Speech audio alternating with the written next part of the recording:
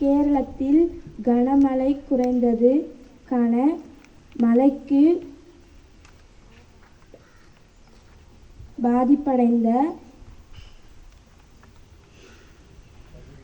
பகுதிகளை சீரமைக்க மக்கள் கோரிக்கை.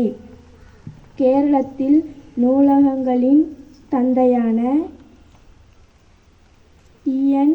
பணிக்கர் அவர்களின் நினைவாக 19ஆம் தேதி முதல் 25ஆம் தேதி வரை வாசிப்பு வாரமாக கொண்டாடப்படுகிறது. பள்ளிச் செய்திகள். இன்றைய தினம் நம்முடைய பள்ளியில் வாசிப்பு வாரத்தை வாசித்து கொண்டாட நிகழ்ச்சி ஏற்பாடு செய்யப்பட்டுள்ளது.